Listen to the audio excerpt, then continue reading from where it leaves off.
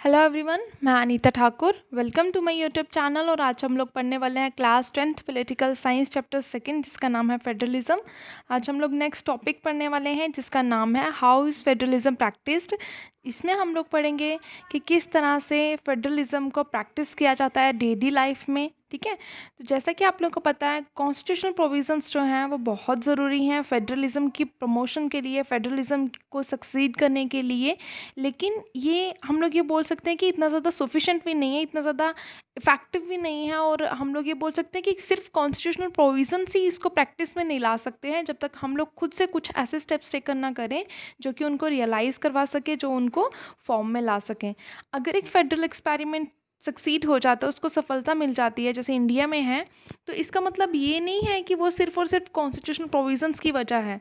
उसमें हम लोग सबसे ज़्यादा मेन इंपॉर्टेंट रोल यहाँ पर आएगा सिटीजन्स का, जिन पर ऐसी इम्पोजिशंस लगाई गई, ऐसे लिमिट्स लगाई गई जिनको उन्होंने ओबे किया, फॉलो किया। आफ्टर दैट एक डेमोक्रेटिक कंट्री जो थी वो वेल ऑफ वर्किंग कर रही थी। ठीक है, द नेक्स्ट यहाँ पर बताया गया रियल सक्सेस जो है, मतलब एक सच्ची जो सफलता है फेडरलिज्म की, जो कि इंडिया में प्रिवेल कर रही है, वो डेमोक्रेटिक पॉलिटिक्स की वजह से ही हो रहा है, जहाँ पर हर एक पर्सन के पास राइट्स हैं और certain fundamental rights and duties हर कोई पर्सन जो है वो इंजॉय करता है एट दैट कंट्री, या फिर हम लोग बोल सकते हैं इन आवर कंट्री। ठीक है, इसमें यह बताया गया है हमारा ये जो फेडरलिज्म का स्प्रिट है, ये जो फेडरलिज्म का आइडिया है, ये क्या करता है, रिस्पेक्ट करता है डाइवर्सिटी की। डाइवर्सिटी किसे कहा जाता है, वैरायटी को, वेरिएशंस को कहा जाता है। और जितने भी लोग वहाँ पर रह रहे हैं उन सभी को ये बोला जाता है कि आप लोग सभी एक ही कंट्री से बिलोंग करते हो, आप लोगों की सिमिलर आइडियाज़ हैं, सिमिलर आइडियल्स हैं, कॉमन कल्चर है, वॉटेवर इस तरह की चीज़ें बताई जाती हैं जो उन सभी लोगों को बाइंड अप करके रखते हैं, मतलब जोड़ के रखती हैं। चलिए अब हम लोग कुछ मेजर वेज के बारे में पढ़ेंगे जो मोस्टली हमारी कंट्री में हैपन होती हैं, मतलब हमारी कंट्री में घटित होती हैं, होती रहती हैं आए दिन। ठीक है, तो फर्स्ट यहाँ पे ये बताया गया है लिंग्विस्टिक स्टेट्स। ऐसी बहुत सारी स्टेट्स बनाई गई on the basis of languages. ठीक है, कि लैंग्वेज बेसिस की हमारी लैंग्वेज जो है वो अलग है, तो हम लोग को सेपरेट स्टेटहुड मिलनी चाहिए। तो यहाँ पर बताया गया कि लिंग्विस्टिक स्टेट्स जो हैं वो कब क्रिएट होना शुरू हुई, जब हमारी डेमोक्रेटिक कंट्री जो थी यहाँ पर इस्टेब्लिश हुई। उसका फर्स्ट मेजर टेस्ट जो था वो स्टार्ट किया गया, फर्स्ट मेजर टेस्ट, या फिर हम लोग बोल सकते हैं कि सबसे पहली कंट्रीज़ जो थी, सॉरी, हमारी कंट्री में जब डेमोक्रेसी को इस्टेब्लिश करा गया, उसी के बाद से लिंग्विस्टिक स्टेट्स को भी फॉर्म करना शुरू किया गया। अगर हम लोग देखें पॉलिटिकल मैप में, तो उसमें हम लोग को ये पता चलेगा कि जब डेमोक्रेसी स्टार्ट हुई इंडिया में 1947 में, जब पार्टीशन हुआ, उसके बाद डेमोक्रेसी इस्टेब्लिश हुई यहाँ पर विद अ कॉन्स्टिट्यूशन। तो 2006 तक हम लोगों ने देखा कि बहुत सारे चेंजेस जो थे वो देखने को मिले, जिसने पूरी तरह से हमारी सोसाइटी को सरप्राइज कर दिया था, मतलब जो पूरी तरह से हमारे लिए हमें चकित कर दिया था जिसने। उसके बाद यहाँ पर बताया कि बहुत सारी पुरानी स्टेट्स जो थी वो वैनिश हो गई, मतलब डिसअपियर हो गई, यहाँ से अदृश्य हो गई, ख़त्म हो गई, वो टूट गई। और न्यू स्टेट्स जो थी उनको क्रिएट किया गया, मतलब न्यू स्टेट्स को बनाया गया। कुछ स्टेट्स के एरियाज़ को चेंज किया गया, किसी की बाउंड्री को इन्हांस किया गया, किसी की बाउंड्री को थोड़ा लिमिट किया गया। ठीक है, तो कुछ स्टेट्स के नेम चेंज करेगी, जैसे दिल्ली का न्यू दिल्ली हो गया, कोलकाता का जो था जिसको पहले कैलकट कहा जाता था, कर्नाटक कहा जाता था, कर्नाटका बन गया। ठीक है, तो इस तरह से नेम भी चेंज हुए कुछ कुछ स्टेट्स के। 1947 के बाद बहुत सारी स्टेट्स जो कि इंडिया से बिलोंग करती थी, उनकी बाउंड्रीज चेंज हुई और उनकी मतलब पार्टीशन हुआ। जैसे झारखंड से तेलंगाना अलग हुआ, तो न्यू क्रिएशन ऑफ स्टेट जो थी वो on the basis of language formation हुई उसकी। ठीक है, तो जिससे हम लोग ये बोल सकते हैं कि जो लोग किसी भी स्टेट में रह रहे हैं, अगर उनकी लैंग्वेज सेम नहीं है, तो वो एक सेम स्टेट की डिमांड भी, मतलब वो चाहते हैं कि हम लोगों की अगर लैंग्वेज सेम नहीं है तो हमारा जो लीडर होगा वो हमारे पर्सपेक्टिव को, हमारे इंटरेस्ट को, हमारी डिमांड को फुलफ़िल नहीं कर पाएगा, मतलब हमारी लैंग्वेज ही नहीं समझ पाएगा। इसलिए क्या होना चाहिए, हमें एक सेपरेट स्टेटहुड जो है वो मिलना चाहिए। बहुत सारी स्टेट्स जो थी वो क्रिएट नहीं हुई थी लैंग्वेज बेसिस, लेकिन उनको मतलब किस बेसिस रिकॉग्नाइजेशन मिली थी, उनको कल्चर बेसिस उनको अलग होना पड़ा, एथनिसिटी या ज्योग्राफी बोल के हम लोग बोल सकते हैं कि उनको अलग होना पड़ा। इनमें कौन कौन सी स्टेट्स थी जिनमें ये कल्चरल डिफरेंसेस या एथनिसिटी बेसिस पार्टीशन हुआ था। नागालैंड बोल सकते हैं, उत्तराखंड है, झारखंड, मतलब लैंग्विस्टिक बेसिस, ठीक है, लैंग्वेज बेसिस ये स्टेट्स जो थी वो सेपरेट हुई थी, मतलब न्यू स्टेट्स जो थी इनमें से क्रिएट करी गई थी, लाइक झारखंड से तेलंगाना हो गई, ठीक है। तो नेक्स्ट यहाँ पर बताया गया है, जब स्टेट की डिमांड करी जाती है, न्यू स्टेट की मतलब डिमांड करी जाती है कि हाँ एक न्यू स्टेट बनानी है, तो उसके कुछ बेसिस होते हैं, लाइक यहाँ पर मेन बेस जो है वो चल रहा है लैंग्वेज, कि लैंग्वेज बेसिस अपनी लैंग्वेज से रिलेटेड जो भी इश्यूज थे उनको रेज किया गया। कुछ नेशनलिस्ट लीडर्स से जब उन्होंने देखा कि हाँ इससे तो हमारी कंट्री जो है वो डिसइंटीग्रेट हो सकती है, टूट सकती है, बहुत सारी इवन अगर 1947 की बात करें तो उस टाइम पर 24 स्टेट्स थी इंडिया में, ठीक है। तो 24 स्टेट्स भी अगर डिवाइड होगी तो पूरे 24 नेशंस बन सकती हैं, इसलिए उन्होंने क्या कहा कि हम लोगों को लिंग्विस्टिक स्टेट्स जो हैं वो अब इस टाइम पर नहीं बनानी है, उनको रेसिस्ट कर दिया गया। मतलब थोड़ा सा उन्होंने कहा कि अब रिडक्शन होनी चाहिए, कि हम लोग को इतनी ज़्यादा इंपॉर्टेंस नहीं देनी चाहिए, लेकिन एक ऐसा एक्सपीरियंस होना चाहिए कि ऐसी चीज़ बनानी चाहिए जो लिंग्विस्टिक स्टेट्स हैं वो कंट्री के अंदर ही रहें, और उससे क्या होगा, हमारी नेशन जो है, हमारी जो कंट्री है इंडिया, वो और ज़्यादा यूनाइटेड होगी, मतलब उनमें एकता का भाव जो है वो और ज़्यादा इंक्रीज़ होगा। तो इसकी वजह से क्या होगा, हमारा एडमिनिस्ट्रेशन जो है वो भी थोड़ा ईजियर, मतलब हम लोग बोल सकते हैं इफ़ेक्टिव हो जाएगा, सिक्योर हो जाएगा, जब सारी कम्युनिटीज़ जो हैं वो एक साथ रहेंगी वहाँ पे, ठीक है। तो यहाँ पर दूसरी चीज़ बताई गई है लैंग्वेज, ठीक है। तो वेट अ मिनट, चलिए यहाँ पर लैंग्वेज बेसिस अभी हम लोग पढ़ लेते हैं। तो लैंग्वेज पॉलिसी क्या थी, सेकेंड टेस्ट जो हुआ इंडियन फेडरेशन में वो था लैंग्वेज पॉलिसी, कि किस तरह के लैंग्वेजेस जो हैं वो बोली जाएंगी, ऑफिशियल लैंग्वेज कौन सी होगी, क्या स्टेट लैंग्वेज और नेशनल लैंग्वेज जो है वो सेपरेट होनी चाहिए। जैसा कि आप लोग को पता, हमारी कॉन्स्टिट्यूशन ने किसी भी एक नेशनल लैंग्वेज को प्रॉपरली एक स्टेटस प्रोवाइड नहीं करा है, किसी एक लैंग्वेज को उन्होंने स्टेटस प्रोवाइड नहीं करा है। इवन आप लोगों को पता है हिंदी जो है उसको ऑफिशियल लैंग्वेज जो है वो बनाया गया है, लेकिन हिंदी जो है सिर्फ और सिर्फ 40% इंडियंस की मदर टंग है, ठीक है। ये चीज़ याद रखना कि हिंदी जो है सिर्फ 40% इंडियंस जो हैं उनकी मदर टंग है, इसलिए सभी लैंग्वेजेस को प्रिजर्व करके रखने के लिए, प्रोटेक्ट करके रखने के लिए, उनको सेफगार्ड करने के लिए उन्होंने क्या किया, हिंदी और हिंदी के साथ 21 और लैंग्वेजेस जो थी उनको स्केड्यूल लैंग्वेज इसमें डाल दिया गया, ताकि हमारी जितनी भी लैंग्वेजेस हैं अलग अलग स्टेट्स की उनको प्रिजर्व करके रखा जा सके, उनको सेफगार्ड करा जा सके।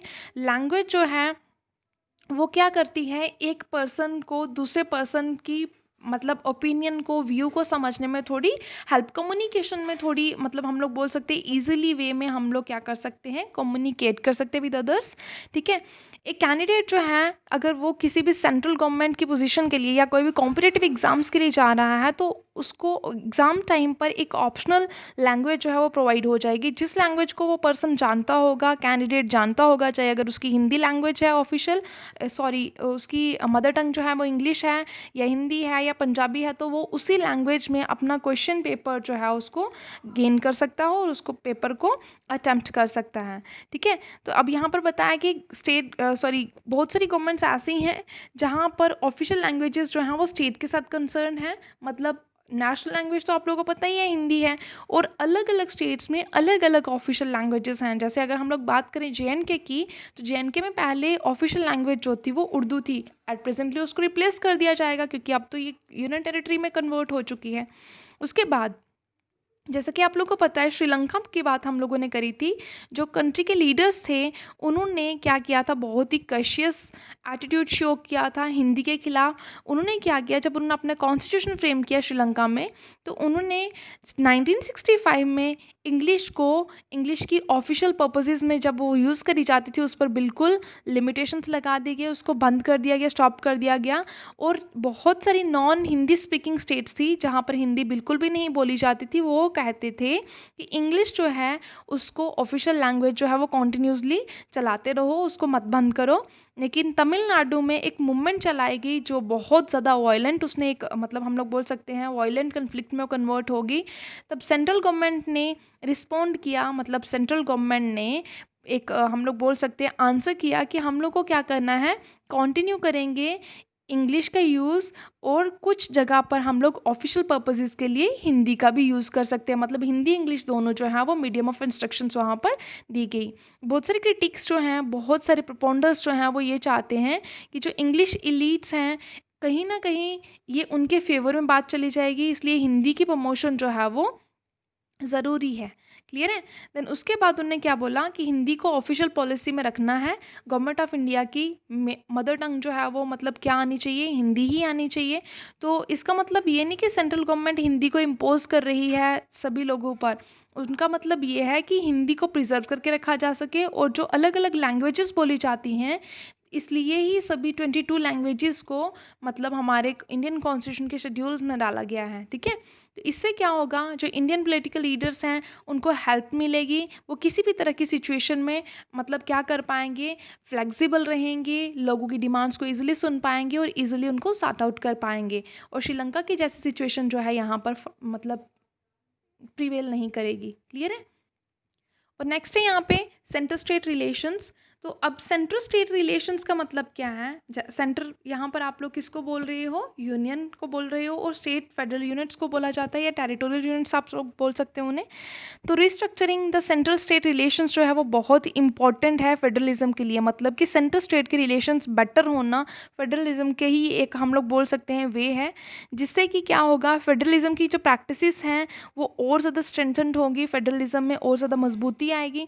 क्या है, एक कॉन्स्टिट्यूशन हम लोग ऐसे बोल सकते हैं कि कॉन्स्टिट्यूशनल अरेंजमेंट जो है वो पावर शेयरिंग का जो वर्क है, मतलब एक फेडरल वर्क अगर किसी को डिस्ट्रीब्यूट करके दिया गया है, शेयर किया गया है, तो उसको क्या पॉलिटिकल पार्टीज़ कैसे उसको शेयर कर रही हैं, क्या उसको प्रॉपरली यूज़ कर रही हैं, क्या पॉलिटिकल लीडर्स किस तरह के अरेंजमेंट कर रहे हैं, वो बहुत लंबे समय तक ये सारी चीज़ें जो थी वो एक क्वेश्चन मार्क बन के रही थी।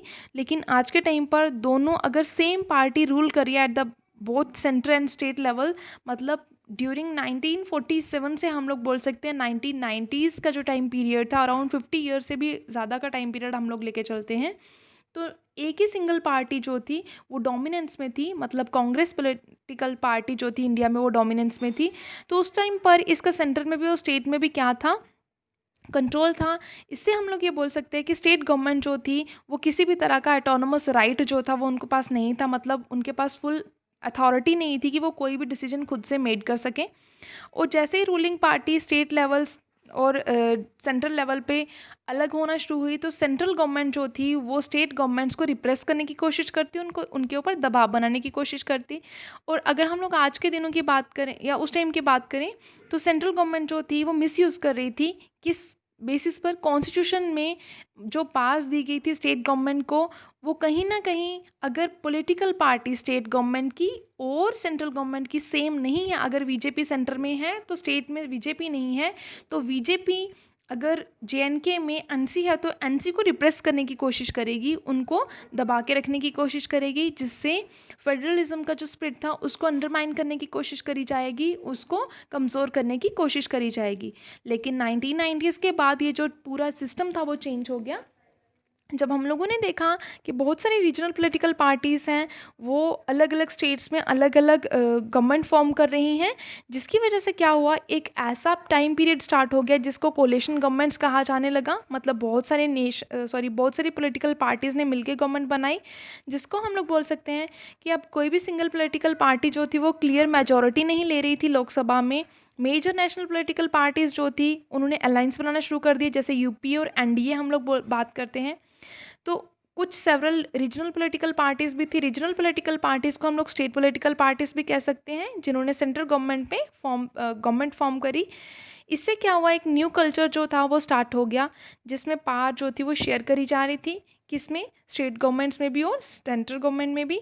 ये ट्रेंड जो था वो बहुत देर तक चलता रहा और बहुत सारी जजमेंट्स बनाई गई सुप्रीम कोर्ट के द्वारा कि अब सेंट्रल गवर्नमेंट जो है वो किसी भी स्टेट गवर्नमेंट को अपने लेवल से डिसमिस नहीं कर सकती है, मतलब उसको रिमूव नहीं कर सकती है। ठीक है, अगर उसको पसंद नहीं आती स्टेट गवर्नमेंट पॉलिटिकल पार्टी अगर मतलब फेवर में नहीं है तो ये जो फेडरल पावर शेयरिंग है वो आज के टाइम पर बहुत इफेक्टिव है। जैसे पहले इफेक्टिवनेस नहीं था उसमें, आज के टाइम पर वो बहुत ज़्यादा इफेक्टिव है। आई होप आप लोगों को समझ में आया होगा। Thanks for listening and may God bless you all.